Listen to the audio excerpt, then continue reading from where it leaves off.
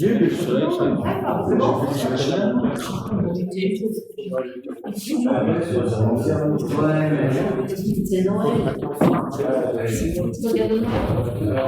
C'est bon. Bonsoir à toutes et à tous. Je vais procéder à l'appel des conseillers. Johnny Emmanuel, Philippe, Anne, Sophie Claire, Roland. Présent. Sacrier, Valérie, présente. Forté, Gilles. Présent. Tom, Sylvie, présente. Mota, Gisèle, qui a le numéro 3, Alice de Philippe. Limousin, Yann. Présent. Roth, Stéphane. Présent. Cécile, Valérie, présente. Valérie Camasso, absent. Consommé, Franck, absent. Dumas, Christopher, absent. Hirschman, absent. Jean. Présent. Boucard, Olivier. Présent. Darius, Bruno. Duchet, Nathalie, Portet, René. Présent. Charamel, Didier. Présent. Et Bouillon, Julie.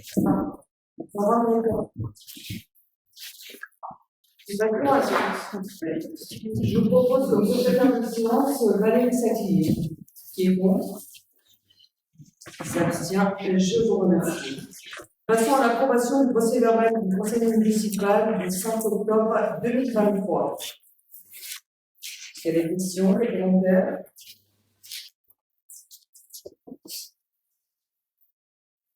Donc, nous passons à la résolution du procès verbal, qui est contre, qui s'abstient, et je vous remercie. Budget communal, décision modificative, je passe la parole à Gilles Fortin. Bonsoir à tous.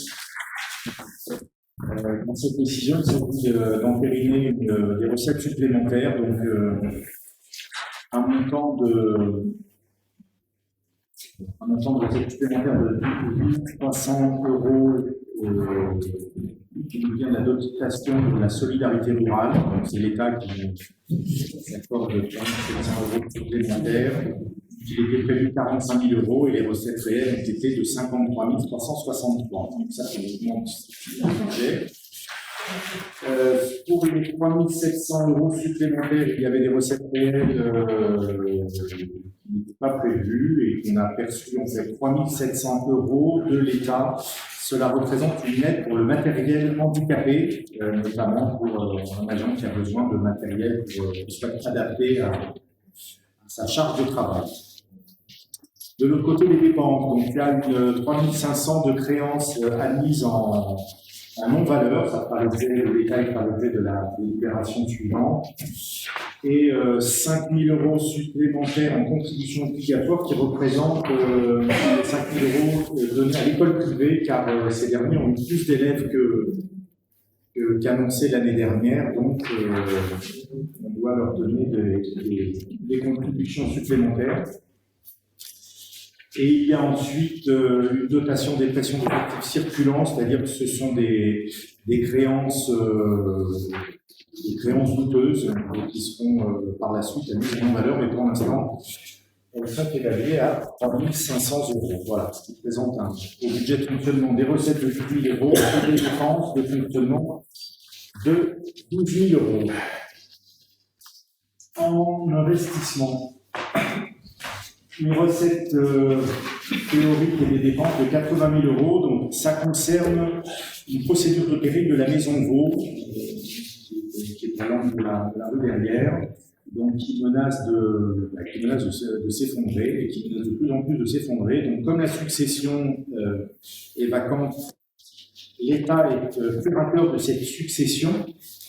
Et comme l'État n'agit pas, nous, on va réaliser les travaux avec des avances théoriquement récupérables sur la succession. Donc cette écriture nous permet de passer commande rapidement des travaux et les débuter si possible début janvier pour éviter la catastrophe et espérer se récupérer sur la succession, ce qui est fort peu probable. Donc voilà, donc il y a une recette théorique de 80 000 si on récupère les sous. Une dépense qui est quasiment certaine, c'est les travaux pour de démolition. Merci. Vous avez des questions concernant ça?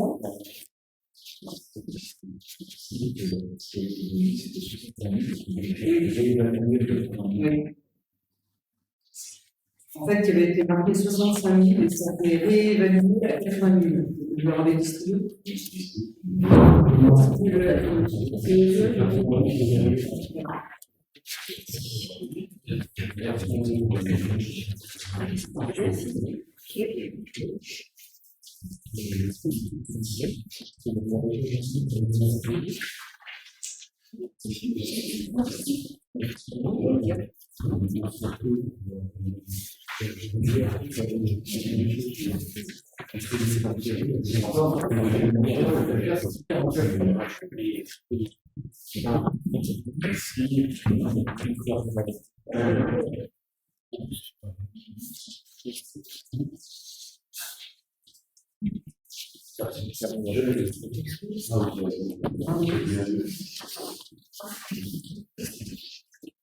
Sinon, nous pouvons passer au vote.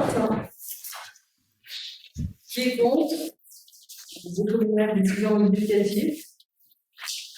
Combien? 4? Non, 3.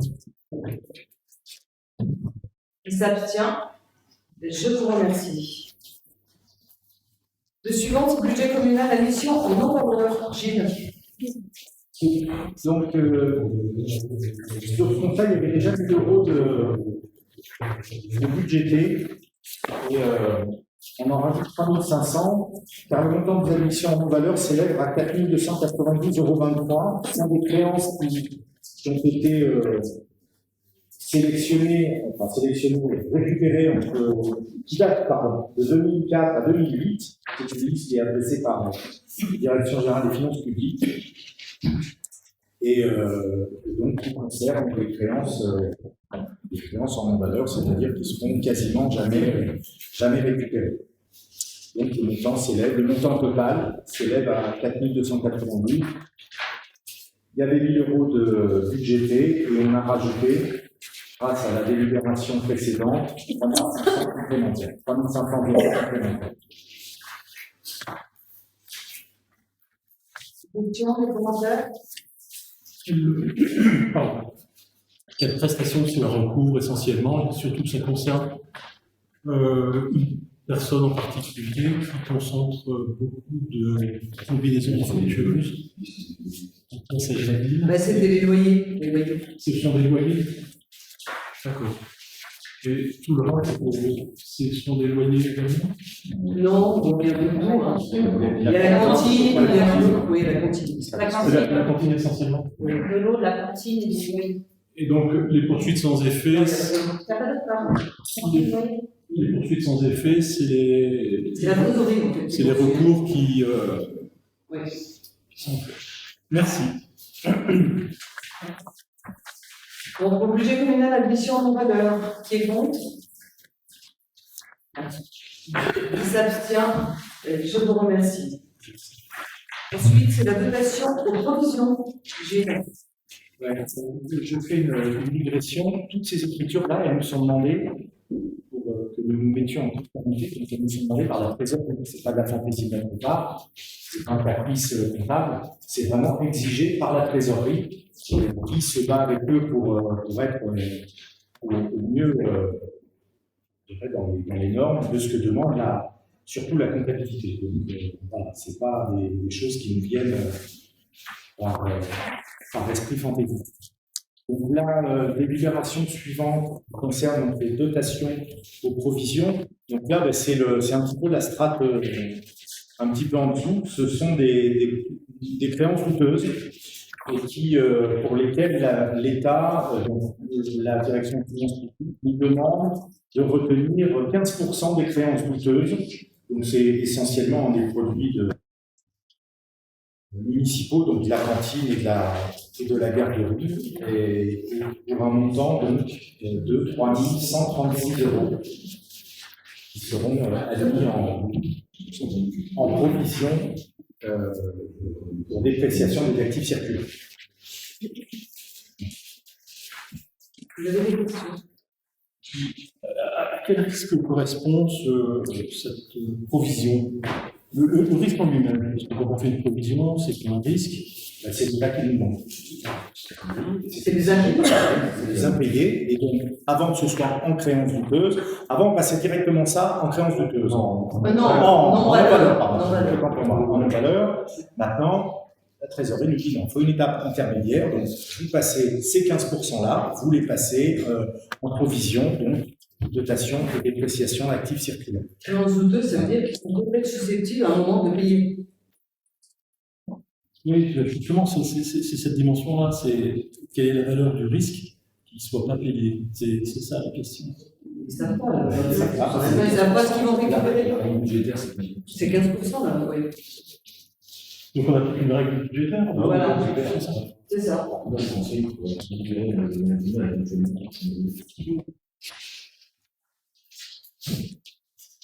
Concernant la dotation en provision, qui est contre, qui s'abstient, je vous remercie. Budget microcentral, décision administrative, Gilles.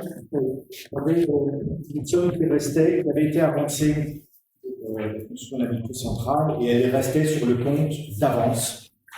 Avance commande immobilisation, et là maintenant il faut passer ces 1000 €, il faut passer dans le compte, comme vite est facturé, vite est terminé, il faut passer ces 1000 € qui traînaient sur le compte d'avance, il faut les passer sur le compte construction pour que tout soit conforme au budget d'investissement.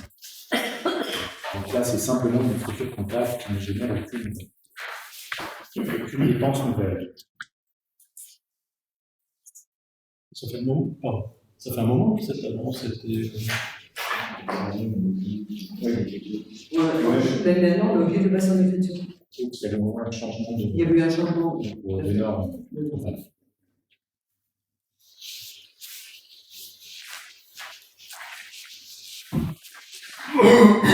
Donc, pour le budget microcentral, décision modificative de l'ordre qui s'abstient, je vous remercie. Ensuite, c'est l'ouverture de crédit anticipé en investissement. Oui, donc l'ouverture de crédit en investissement. Donc, les crédits de 2023 hors remboursement de la dette représentaient 1 685 878 22 €. L'ouverture de crédit donc, est plafonnée à 25% de cette somme, ce qui nous autorise à procéder à des crédits à hauteur maximale de 421 469 55. Donc pour 2024, on souhaite toujours le crédit en investissement pour plusieurs chantiers. Le tableau de classement pour les voies communales pour un montant de 7 065 €. L'alarme sans fil à la mairie, 4 614 €. Un souffleur et une débroussailleuse électrique, 4 550 €10. Une caméra salle du conseil municipal et local, 2 139,60. Le bétonnage des chemins agricoles, 33 137,76. Le renvoi d'eau, 13,60 € et le caniveau, un caniveau chaud, banc chaud, pour 3 831 €.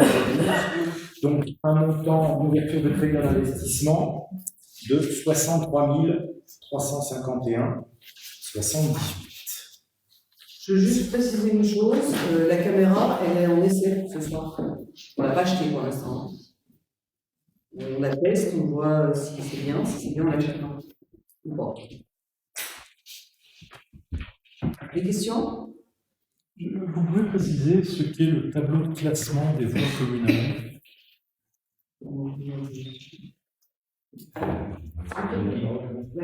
En fait, si vous voulez, la commune, normalement, toutes ces voies, les voies publiques, elle doit les recenser. Et en fait, le tableau de classement, ça correspond à ça. Si vous voulez, c'est toutes les voies communales qui sont reconnues comme voies publiques et sont recensées dans un tableau de classement. Et ce tableau, il est assez ancien, apparemment, il est très ancien. Donc la proposition, c'est de le remettre à jour pour intégrer les nouvelles voies publiques qui sont rentrées dans le domaine public. Donc potentiellement, ça peut éviter derrière sur les enquêtes publiques pour certaines catégories qui n'a jamais été intégrée.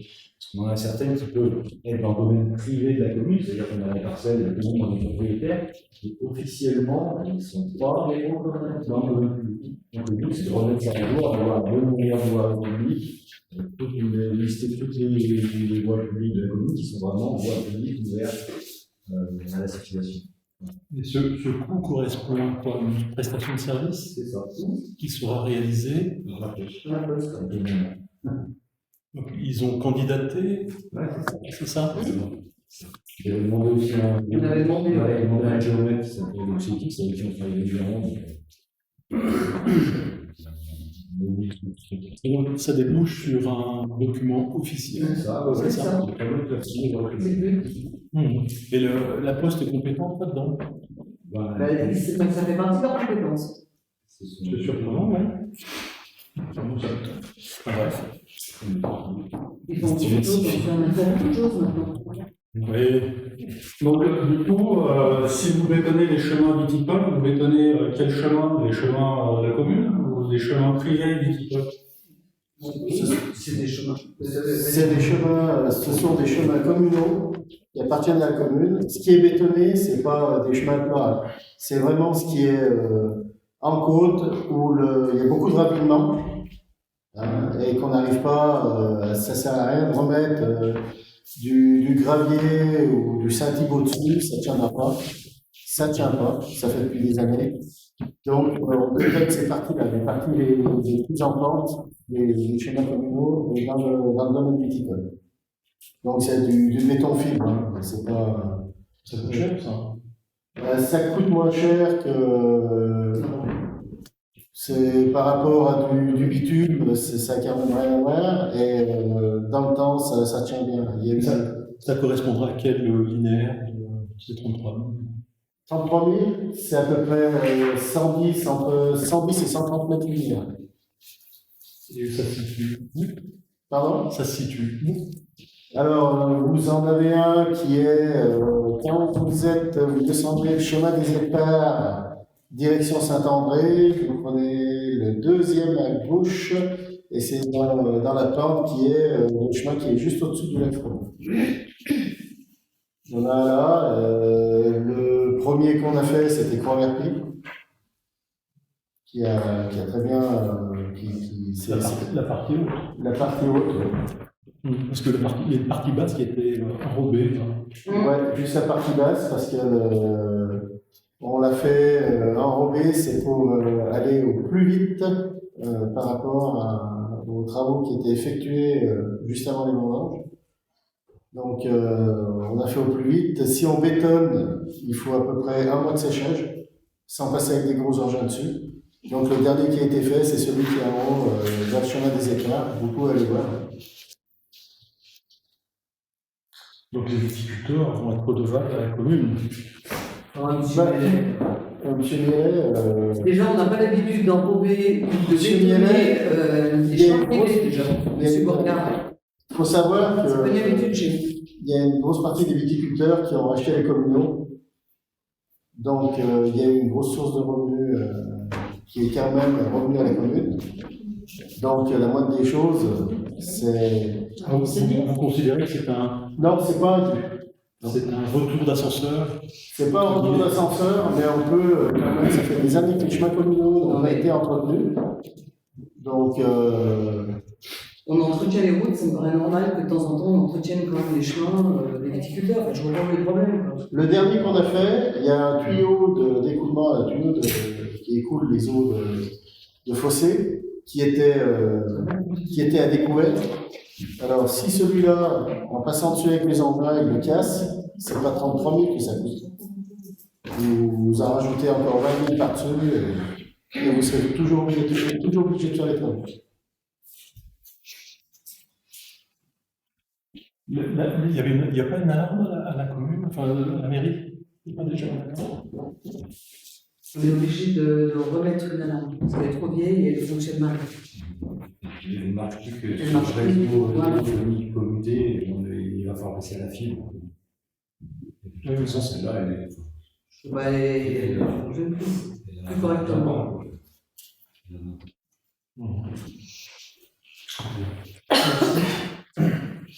Ça va compliqué, monsieur Mézet. J'ai dit tout à l'heure compliqué. J'ai l'impression qu'on Est-ce qu'on a dépense de l'argent. Non, on a droit D'accord. Par contre, j'ai pas bien aimé, monsieur Bocard, cette insinuation, de demander si c'était Alors, vous me faites un procès d'intention, je ne fais juste que poser des questions. Je vous rappelle qu'on a vos papiers très peu de temps avant le conseil municipal. On est quand même en droit de savoir ce qui se passe.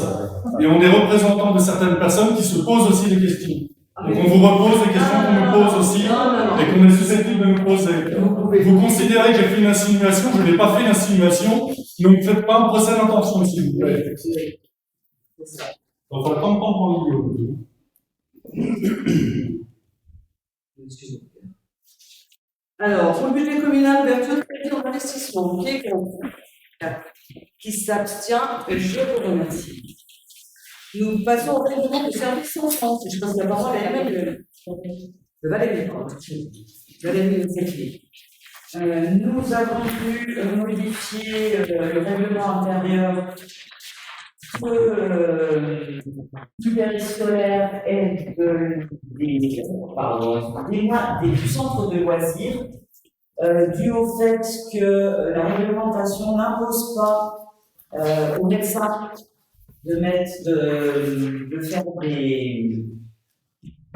des équipes pour les enfants absents, des certificats de maladie, hormis dans le cadre de maladies contagieuses.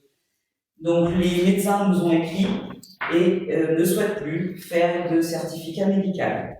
Nous avons donc dû modifier le règlement intérieur du périscolaire et donc du centre de loisirs. Est-ce que vous voulez que je vous lise les modifications ou est-ce que vous les avez vues? Un petit résumé, c'est que il n'y aura plus de. Les services ne seront plus facturés. Un simple mail pour dire que l'enfant est malade suffira. Oui. Alors dans le cas, on vérifiera quand même, c'est-à-dire que pour le périscolaire, ce qu'on a vu dans le règlement, c'est que s'il n'est pas à l'école, il ne sera pas au périscolaire, donc on ne facturera pas. Pour le centre de loisirs, il n'y aura pas d'école, donc on ne pourra pas vérifier qu'il n'était pas à l'école. Là, on aura un peu plus de difficultés, et oui, ce sera sur un compte.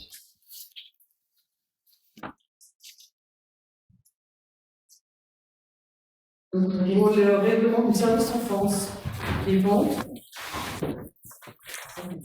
qui s'abstient, 4.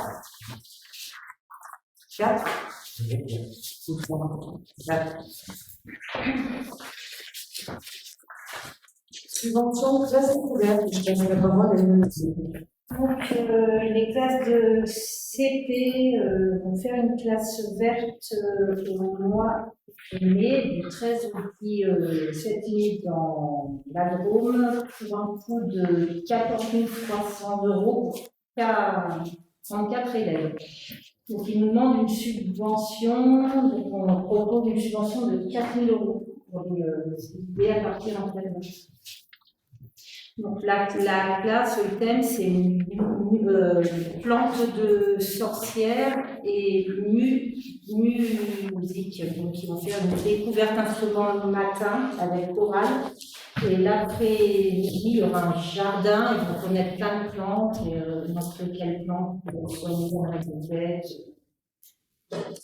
Donc, c'est sur du 13 au 17 mai. Pour un coût total donc de 14 300 pour le séjour et il y a un coût de transport de 1 990 €. L'amicale prendra en charge. L'amicale prendra en charge le transport. Donc, il restera un coût de 14 300. Donc, on propose de les aider à hauteur de 4 000 €. Ça veut dire que c'est un reste à charge pour lui. Alors, pour l'instant, en France, il n'y a aucune aide. Il y aura, c'était un coût de 370 €23. Donc là, si une subvention passe, ils attendent aussi, ils ont fait le marché de Noël, là, il y a un instant. Ils vendent des gâteaux à l'école et on fait un carnaval. On fait un carnaval en février, on leur donne la buvette aussi. Et il y a eu une buvette aussi à la bourse aujourd'hui. Donc, voilà, on fera un total. Je ne peux pas vous dire la chiffre tout de suite. Vous verrez le taux de français, ça va bien avancer déjà. On verra dessus, je dirais. Là, le montant, il est de 370 €, sans aucune aide. Mais je crois qu'il demande une subvention à la région. Oui, je vais faire des autres dossiers et c'est en cours de. Je referai une information au conseil du mois de février, on va avancer un petit peu. Pourquoi 4 000? C'est ce qu'on donne. Là, on donne d'habitude 3 500 €. Là, comme le coût a augmenté un petit peu, tout l'inflation, on propose 4 000 €. C'est ce que l'école, j'ai rencontré les enseignants, ils voulaient en 3 et 4 000 €, donc on propose 4 000 €. D'autres questions? Pour la subvention classe découverte, qui s'abstient, je vous remercie. Ensuite, nous passons à la convention avec le CDG 38 pour la mission d'inspection. Donc, l'article 5 du décret numéro 85-603 du 10 juin 1985, modifié relatif à l'hygiène et la sécurité, ainsi qu'à la médecine professionnelle et préventive, dans la fonction publique territoriale, impose aux collectivités territoriales et aux établissements publics de désigner un agent chargé d'assurer une fonction d'inspection dans le domaine de l'hygiène et de la sécurité. Il peut être satisfait à cette obligation en désignant un agent en interne ou en passant une convention avec le centre de gestion de la fonction publique territoriale. Cette mission d'inspection consiste notamment à vérifier les conditions d'application de la réglementation en matière d'hygiène et de sécurité et à proposer à l'autorité territoriale toute mesure qui lui paraît de nature à améliorer l'hygiène, la sécurité du travail et la prévention des risques professionnels. Donc, le CDG 38 propose ce service aux établissements publics n'ayant pas d'ACFI. C'est ça? C'est ça, Oui. Alors, c'est un peu compliqué pour la fonction publique. Donc, déjà, sachez qu'on avait vu par le passé cette mission-là. En fait, c'est une fusée à plusieurs étages. Donc, nous, pour les règles d'hygiène et de sécurité, pour tout ce qui est hygiène et sécurité, on a ce qu'on appelle des assistants de prévention. Donc, ça, c'est les employés communaux qui font ce travail-là. Ça, c'est le premier étage de la fusée. On a un deuxième étage, c'est que nous, on fait faire un document unique d'évaluation des risques, qu'on maintient à jour, donc chaque année, par un groupe de contrôle qui s'appelle GLG. Et le troisième étage de la fusée, on peut dire que c'est bien bon, c'est ça, c'est qu'en plus, normalement, il faut qu'on fasse passer périodiquement un expert indépendant, quelque part, qui vient faire des propositions, vérifier ce qu'on a mis en place, voilà. Donc ça, c'est ce troisième étage où on propose que la mission soit menée par des agents qui sont CDG. Oui, mais sachez qu'il n'y a pas rien du tout. C'est vraiment une fusée à 3 étages et ça, c'est vraiment tout en haut. Donc, comme nous faisons partie des collectivités de moins de 50 agents, ça va coûter de 102 € la demi-journée. Et il faut un jour et demi ensuite pour faire le rapport, ce qui fait 2 jours.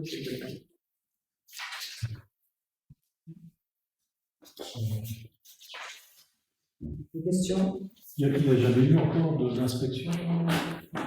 On a testé, On avait déjà vu par le passé cette mission-là. Oui, après, la convention a été caduque, donc on en remet une. C'était déjà le CDG 38 qui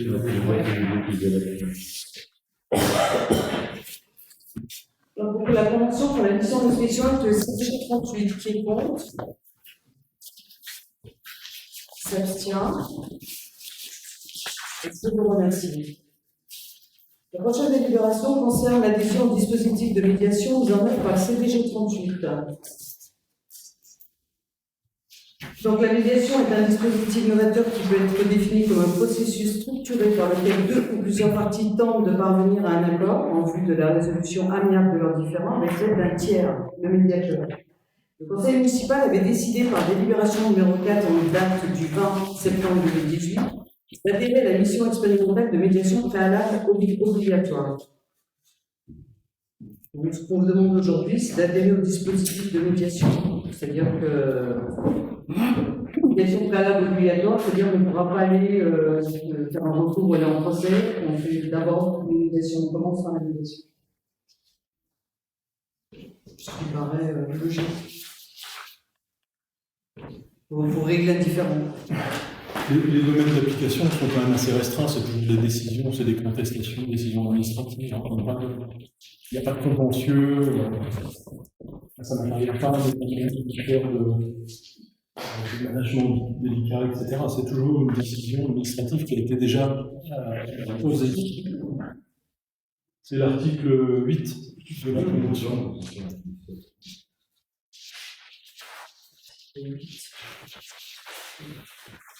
Est-ce qu'il y avait déjà des conflits, quand il y avait déjà des conflits,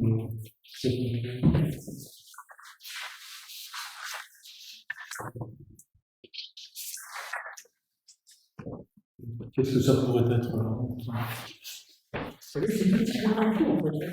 Pardon, excusez-moi. Je dis c'est tout type de conflit. Non, justement, l'article 8 est quand même assez. Oui, Il détaille 7 cas qui concernent des décisions d'avancement, de formation professionnelle, de congés non rémunérés, etc. ah là.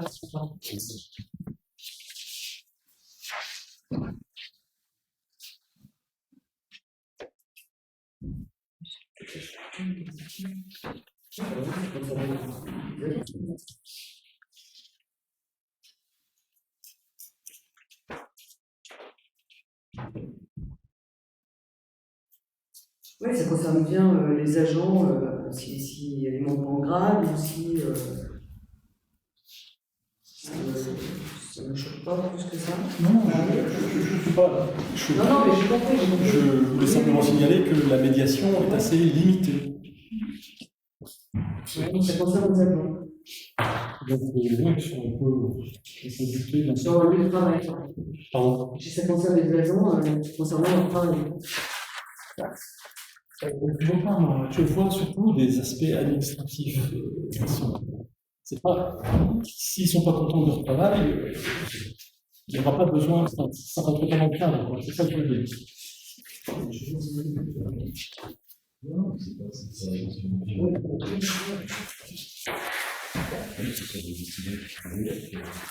Nous, c'est surtout sur des décisions qui font DF, c'est tout.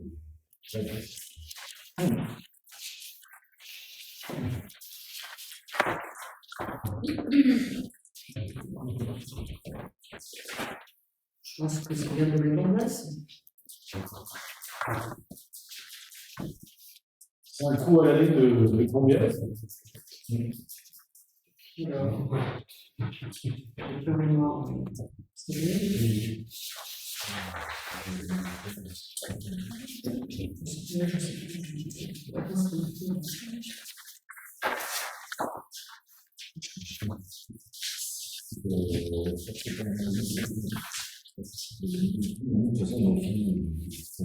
Ouais, de toute façon, on est déjà fini. Donc, oui, ça doit être 400 € par an.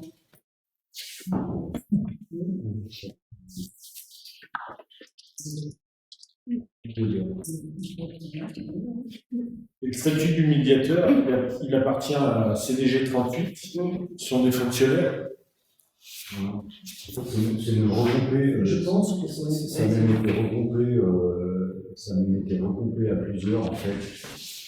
Donc non, c'est quelqu'un qui est indépendant en fait, qui est venu, je crois que je sais même pas s'il n'a pas été recruté par le CDG 69. Ça a recruté. Désigné par lui. Ouais, il peut avoir plusieurs employeurs. Ouais. C'est ça. Il n'y a pas de statut de fonctionnaire.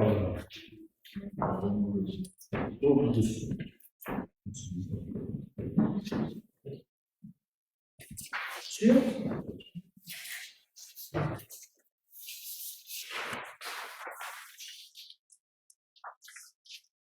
Une question?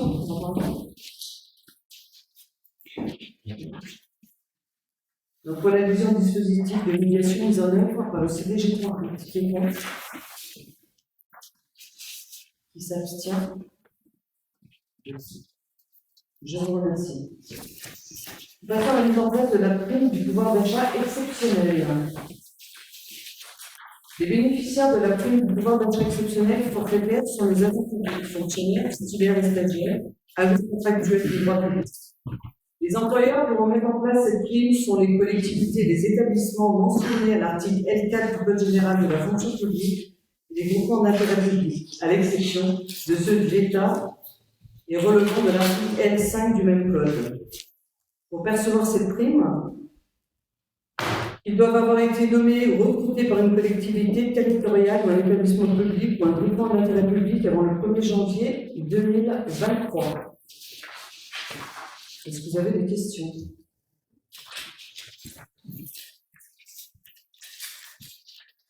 Pas de questions?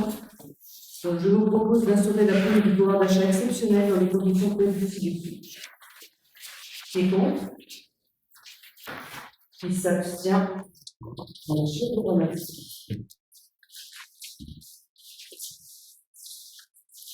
L'Assemblée communale, l'accroissement temporaire d'activité et la création d'un poste.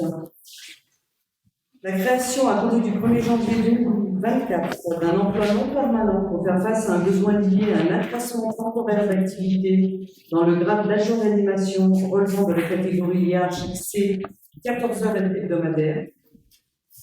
Cet emploi non permanent sera occupé par un agent contractuel recruté par voie de contrat à durée déterminée pour une durée de 8 mois sur la période allant du 1er janvier 2024 au 31 août 2024. La rémunération de l'agent sera calculée par référence à l'indice brut du premier échelon du grade de recrutement. Les crédits correspondants sont inscrits au budget. Est-ce que vous avez des questions? Oui, l'accroissement temporaire, enfin, on voit parfois les évolutions des demandes, etc. C'est sur le temporaire. Pourquoi on n'arrive pas à trouver quelqu'un permanent? Parce que ça n'intéresse pas beaucoup de monde, c'est ça le problème. On ne peut pas le trouver en permanent, puis se dire que... C'est compliqué, c'est compliqué. Donc, parce que ça fait plusieurs fois. Enfin, bah oui, j'ai bien. On est d'accord là-dessus. Ouais, c'est que c'est difficile et que la précarité ne stabilise pas non plus les personnes. Tout à fait. Moi, le côté temporaire me gêne. Pourquoi ça vous gêne? Parce que ça ne stabilise pas les personnes. Qui s'est permis effectivement de... De toute façon, la personne c'est la personne aussi qui a demandé, hein, parce qu'elle n'est pas susceptible de rester tout le temps. Donc, voilà, pourquoi aussi on a mis cet emploi non permanent. Mais une personne qui est embauchée comme contractuelle peut partir quand elle veut, entre guillemets, sous réserve de... Je pense que là, c'est une ouverture de poste, c'est pas une personne. Une création. Une création. Ouais. Voilà, c'est une remarque. D'accord. Donc, pour la croissance temporaire d'activité, la création du poste au service en France, qui compte, qui s'abstient. Je vous remercie. Maintenant, nous passons aux suppressions du poste. On l'a déjà fait. On fait à nouveau ménage. Considérant qu'il est nécessaire d'ajuster le tableau des effectifs à la suite de mouvements personnels, alors quand je dis mouvements personnels, c'est des gens qui ont changé de grade et des gens qui sont partis à la retraite. Donc, de supprimer à compter du 1er janvier 2024 les postes suivants: adjoint administratif territorial principal de deuxième classe à 35 heures, un poste adjoint technique territorial à 35 heures et un poste d'adjoint technique territorial principal deuxième classe à 35 heures. Voilà. Est-ce que vous avez des questions? Donc, pour la suppression du poste, qui est contre? Qui s'abstient? Je vous remercie. Donc, le conseil est terminé, on va passer aux questions que M. Muller m'a envoyées. Est-ce que vous pouvez nous les lire, les questions, M. Muller? S'il vous plaît. Il s'agit d'un certain nombre de questions qui ont été posées par les habitants de Carayon. Donc, la première question concerne la qualité de l'air dans les écoles. L'État a renforcé depuis le 1er janvier 2023 l'obligation de surveillance de l'air intérieur dans les établissements recevant le public. notamment dans les écoles. Parmi les nouvelles dispositions qui s'appliquent dans ces établissements figure une évaluation annuelle des moyens d'aération des bâtiments incluant la mesure de concentration de CO2 de l'air intérieur, avec un diagnostic de la qualité de l'air intérieur. Donc la question, c'est quelles mesures ont été prises par la commune, quels sont les résultats de concentration de CO2, si ces mesures ont été prises et les autres polluants, bien sûr. Alors pour l'instant, il n'y a pas de mesure qui a été prise parce que c'est en cours. On va mettre des stations de mesure qui vont contrôler la concentration en CO2 ainsi que le radon. Et ça va se faire par l'entreprise Socotec. À partir de quand? C'est ça en Socotec. Je ne peux pas vous donner une date fixe parce que Socotec. Ils vont venir, mais quand il n'y a pas que les écoles, on fait les bâtiments aussi.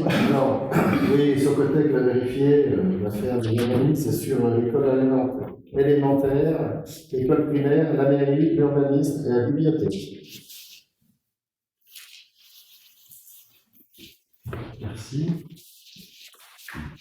Et en agent polluant, vous entendez quoi par agent polluant? Eh bien, les sols sont la réglementation met en cause souvent les sols plastiques qui sont donc utilisés. Et donc, alors, je ne peux pas vous donner ces polluants, mais ce sont des polluants qui sont générés, enfin qui sont dans l'air et qui sont générés par ces sols plastiques. Voilà. Mais moi, je ne suis pas spécialiste du sujet. Hein. Mais c'est ce que j'ai compris de ce qui était de la réglementation. C'est pour ça qu'il y a besoin d'un contrôle.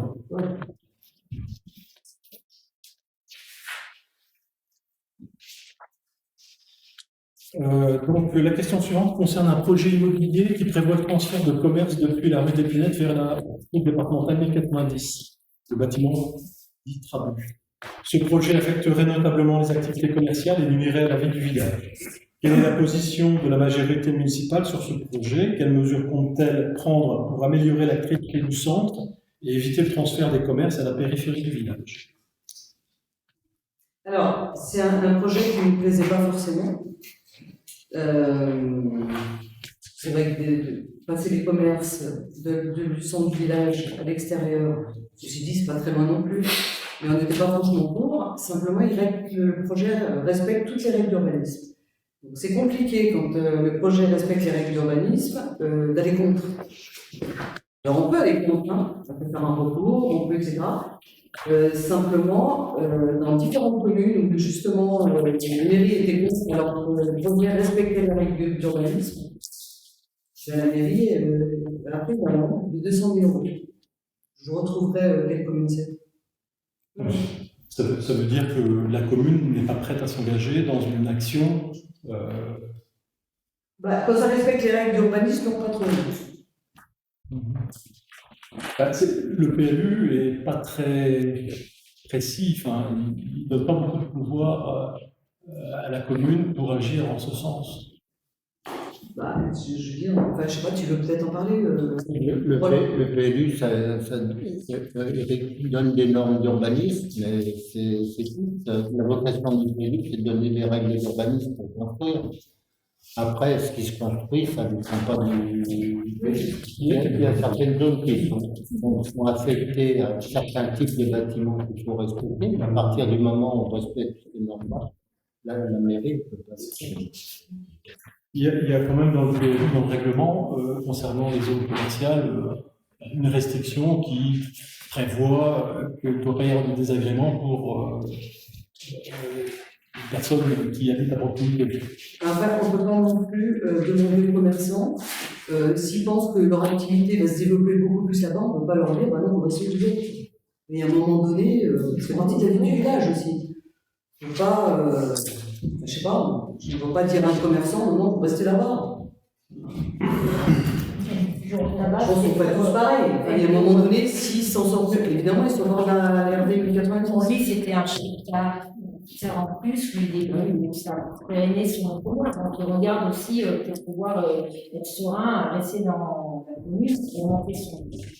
En fait, dans tous les cas, de toute façon, on discute pour pas grand-chose puisque le projet se fait. Vous êtes certaine de... Certaine. Bien.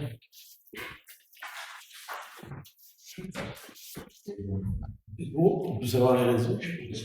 Contexte immobilier déjà. Contexte immobilier, et ils ne se lancent pas dans un. Parce que ça coûte quand même certaines sommes. Et aujourd'hui, ils ne sont pas prêts à. Je pense qu'ils n'avaient pas aussi le nombre de commerces qu'il fallait, etc. Ils ont abandonné le projet. Il n'en reste pas moins que dans la question posée, c'est l'animation du centre-bourg du village. Donc ça inquiète. Qu'est-ce qui inquiète? Que le centre-bourg n'est pas très animé, ça laisse penser, enfin il y a des incertitudes sur le maintien de la boulangerie, il y a quand même... Il y aura une boulangerie. Vous dites ça avec assurance, non? Non, c'est pas avec l'assurance, mais je pense qu'il y aura une boulangerie, puisque le projet qui normalement doit se mettre en place, il y aura une boulangerie dans tous les cas, à mon avis.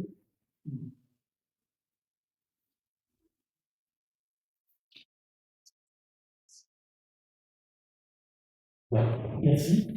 Concernant, alors le dernier bulletin municipal contenait une invitation à participer à un concours. Cette invitation comportait une publicité. Attendez, excusez-moi, je vais juste rajouter quelque chose. Déjà, il faudrait que les gens aillent dans les commerces. C'est pareil. Ce qui aujourd'hui n'est pas forcément le cas. Parce que tout le monde veut des commerces. Et comme vous disiez. Moi la première. D'accord? Mais si les gens ne vont pas dans les commerces, les gens ne sont pas là pour les beaux yeux des habitants, ils sont là pour vivre, pour en vivre. Et aujourd'hui, tout le monde dit il faut des commerces, mais je vois beaucoup Amazon tourner, je vois beaucoup. Donc, il y a un moment donné, c'est en ce moment aussi.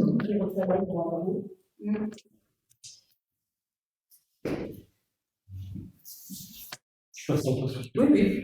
Le dernier bulletin municipal contenait une invitation à participer à un concours. Cette invitation comportait une publicité à destination des enfants et adolescents. Oui. Quel est le coût pour la commune de cette insertion? 300 €. C'est le coût pour la commune. Oui. Et ça m'a demandé. Donc, est-ce que Drone Process a payé pour cette diffusion? Non. Drone Process, je leur ai demandé de faire un concours. Parce que les jeunes ont demandé, dans certaines communes, il y a des concours, puis ils aiment bien les drones en plus. Donc voilà, ils nous en avaient parlé, Stéphane, hein, quand on a rencontré les jeunes. Donc voilà pourquoi il y a eu un concours dans le bulletin. Est-ce que c'est le rôle de la commune de faire de la publicité pour un prestataire? C'est un concours, c'est pas forcément de la publicité pour un prestataire. Vous considérez qu'il n'y a pas eu de diffusion de messages publicitaires dans ce document? Bah forcément, c'est les drones, donc on a quand même la chance d'avoir une école de drones. Moi, je trouve que c'est bien. Oui, mais on peut penser aussi que les autres prestataires puissent demander à la commune une insertion de la même nature. Bah, jusqu'à maintenant, on n'en a pas eu, ça fait 9 ans qu'on est là, monsieur. Vous avez demandé, donc est-ce que vous ne pensez pas que vous avez mis un peu de droit dans un engrenage, puisque en fait, toutes les autres entreprises. Est-ce que ça me demande? Non.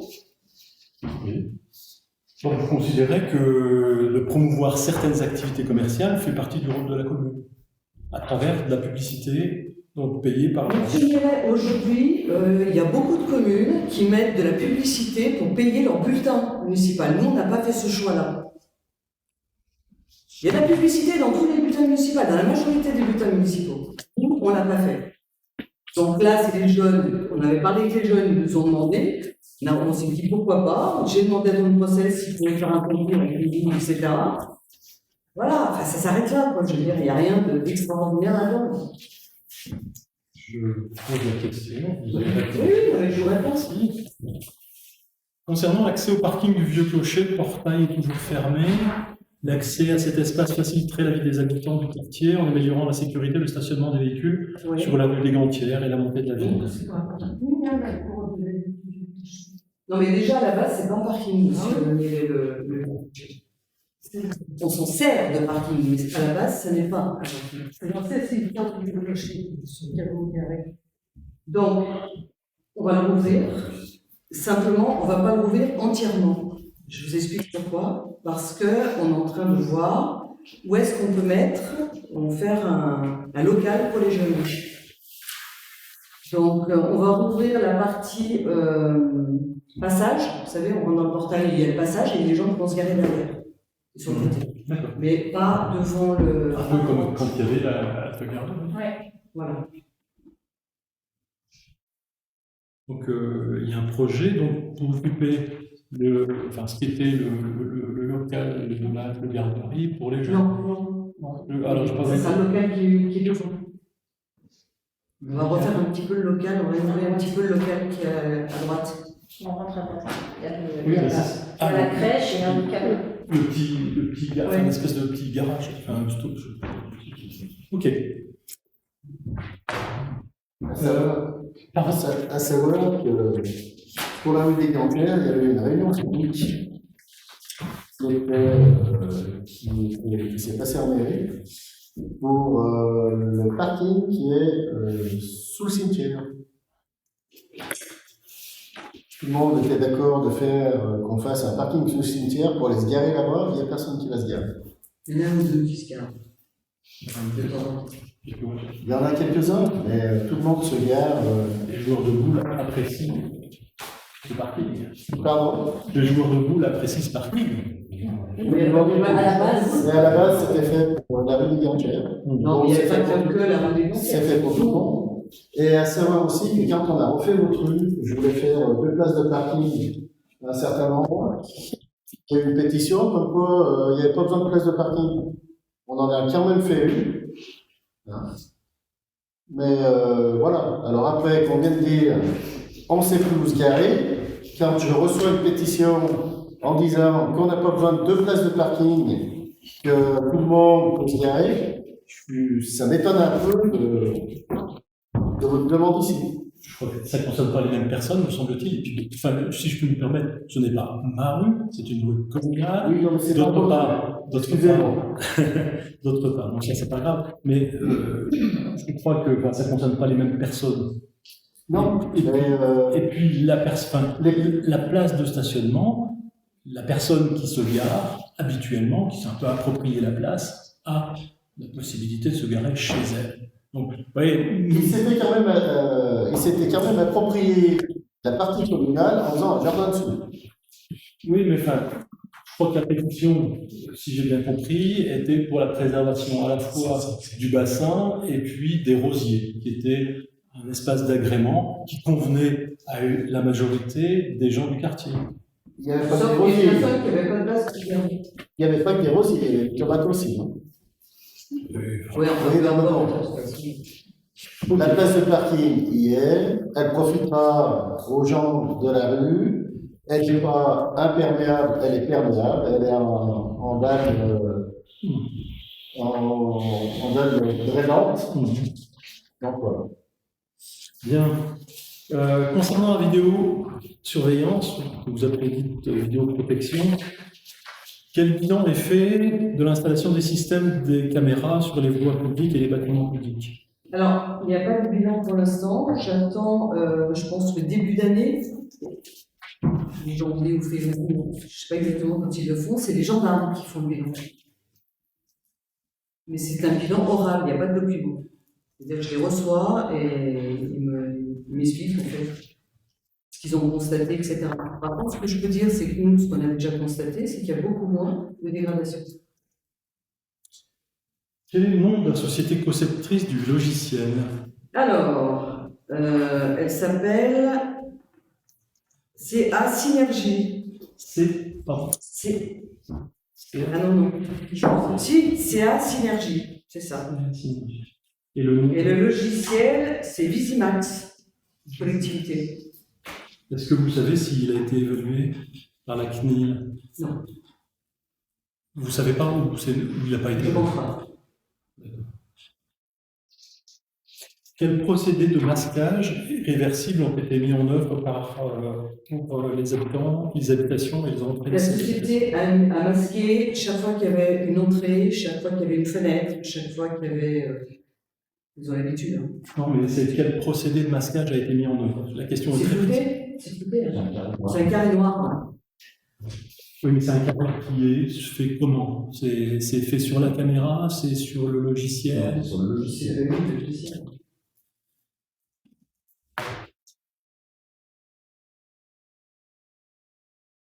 Quelle est la liste nominative des personnes habilitées à visionner les images?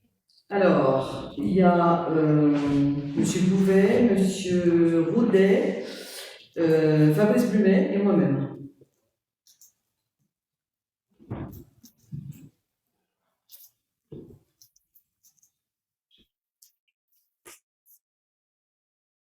Vous avez dit que ce soit un logiciel israélien, donc si vous voulez. C'est une demande, je ne suis pas. Non, mais je pose la question. Je ne suis pas compétent. J'ai lu que dans la presse, effectivement, Ouais, il y a eu effectivement des choses qui ont été remises en question, notamment par la CNIL et le défenseur des droits. Donc, il y a des gens qui s'intéressent à ce Non, mais là, Est-ce qu'on considère que l'information du public est suffisante? Les panneaux, le site. les panneaux, c'est obligatoire. Oui, mais la CNIL, justement, recommande des panneaux. Je ne vais pas vérifier. Les panneaux, mais on a des Oui, panneaux mais il ne me semble pas qu'elle comporte toutes les indications qui sont recommandées. C'est obligatoire aussi. Sur les panneaux qui sont sous les caméras.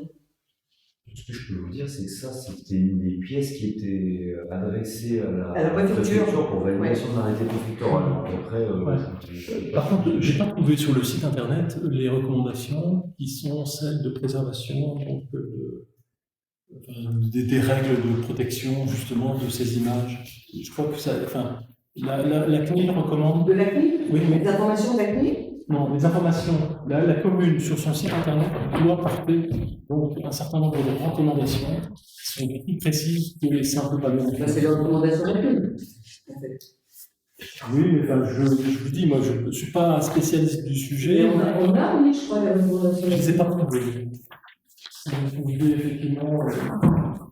Il me semble que c'est ça y est, mais là, je ne trouve pas. Je vais passer une bonne heure à chercher. Je sais pas. D'accord, je regarde. Et de plus, le logiciel, si on a envie de rigoler un petit peu, c'est une société qui parle de pâteau local parce qu'ils sont pas loin. En fait, déjà c'est français et c'est basé à Voroise.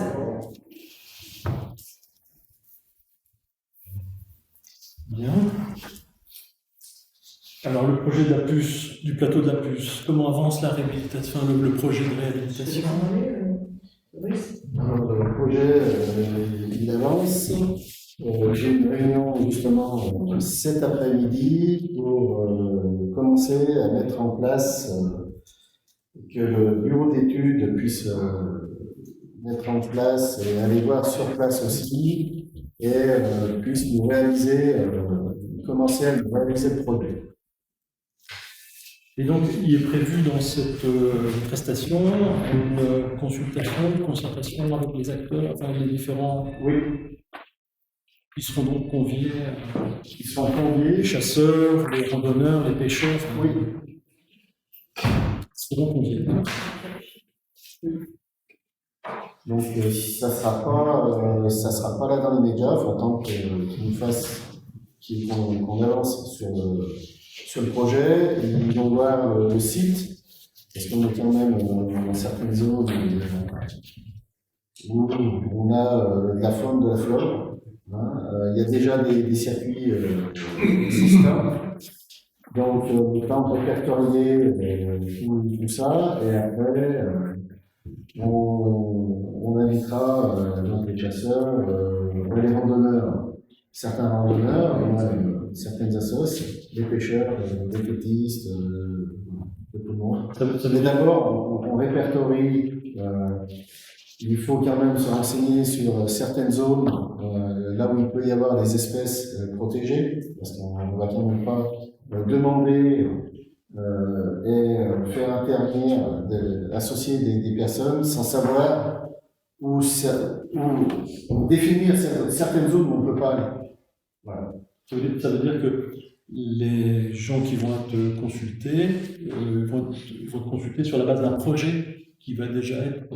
Non, là, on va répertorier les zones, on va dire un peu des zones sensibles, de manière à ce que s'il y a déjà un sentier qui a été créé, comme tout le monde est à la découverte de nouveaux espaces et tout ça, donc il faut quand même répertorier tous ces espaces, tous ces sentiers, et après on associe quand même les utilisateurs, si c'est par la suite pour discussion, et savoir, voilà, à cet endroit-là, il y a des espèces qui sont protégées ou rares, bon, à éviter, et puis, bon, voilà.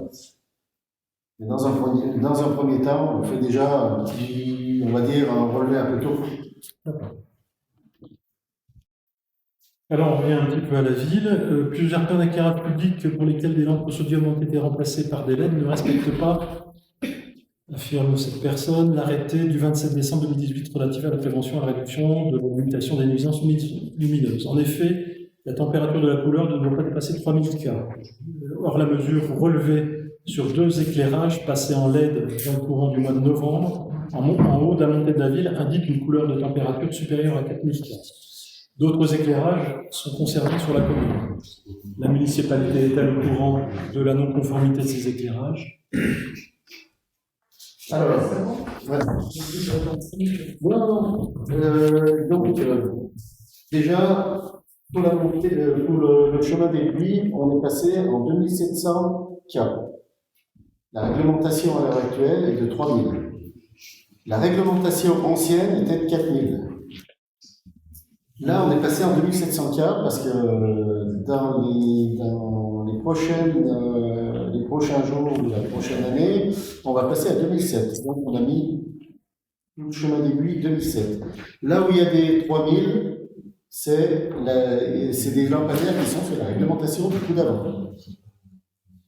Et là où il y a des 4000, c'est l'ancienne réglementation, donc on ne peut pas changer tous les éclairages publics. Hein. Montée de la ville, il y a certains endroits, il faudra encore enterrer les fils, donc là on passe à 2700. À voir, d'ici là, s'il faut, la réglementation rechange, ils vont nous demander de passer en 2000 ou en 2005. Donc on change au fur et à mesure les lampadaires. On en a déjà changé une grosse partie.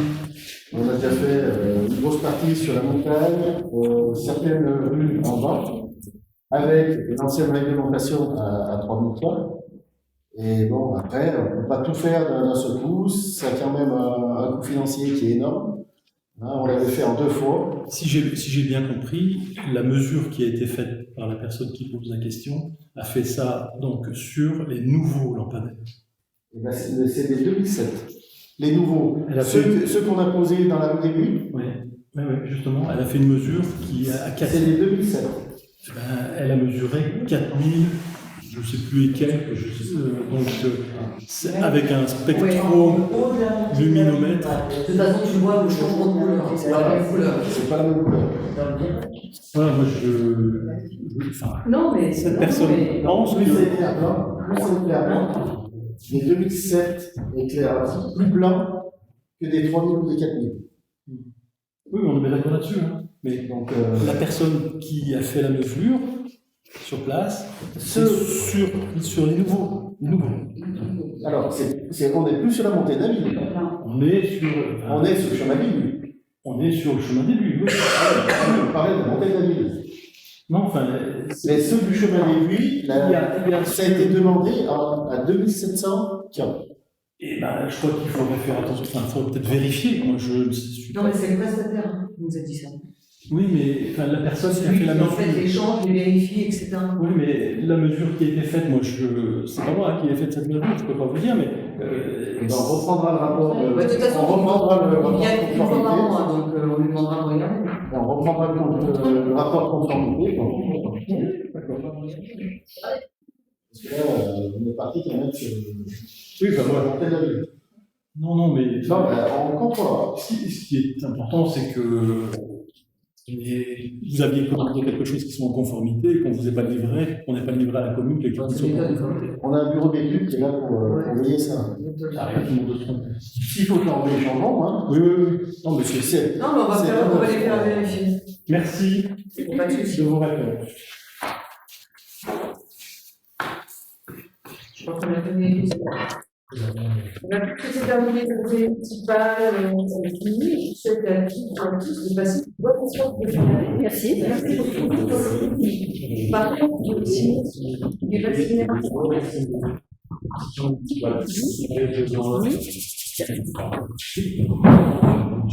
Arrête.